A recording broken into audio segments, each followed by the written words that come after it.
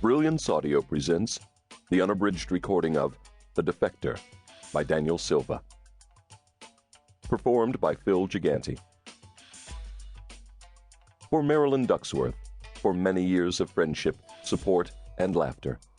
And as always, for my wife, Jamie, and my children, Nicholas and Lily.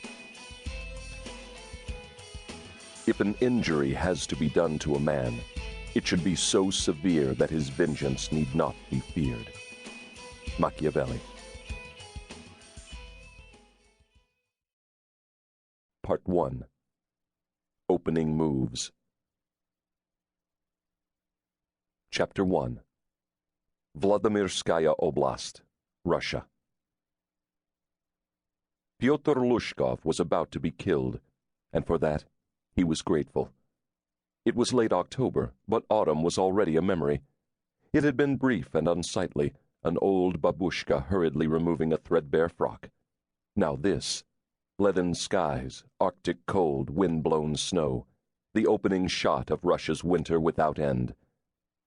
Pyotr Lushkov, shirtless, barefoot, hands bound behind his back, was scarcely aware of the cold.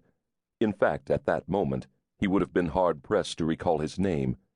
He believed he was being led by two men through a birch forest, but could not be certain. It made sense they were in a forest. That was the place Russians liked to do their blood work. Kuropati, Bekivnia, Katyn, Butovo.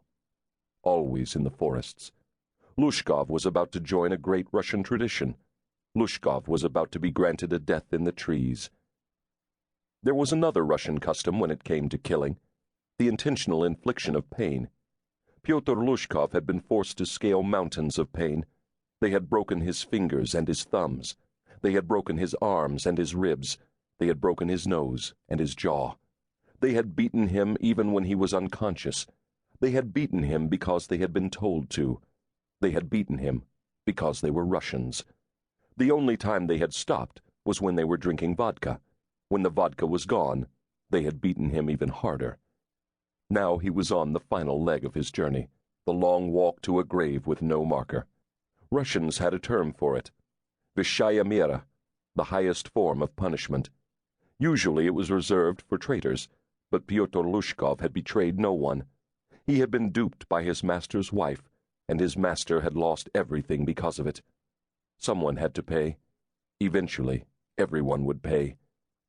He could see his master now, standing alone amid the matchstick trunks of the birch trees.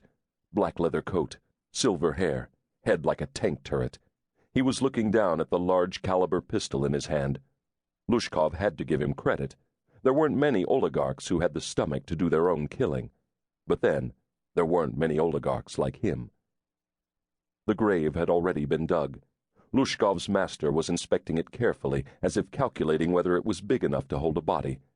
As Lushkov was forced to kneel, he could smell the distinctive cologne, sandalwood and smoke, the smell of power, the smell of the devil. The devil gave him one more blow to the side of his face. Lushkov didn't feel it. Then the devil placed the gun to the back of Lushkov's head and bade him a pleasant evening. Lushkov saw a pink flash of his own blood. Then darkness. He was finally dead. And for that, he was grateful.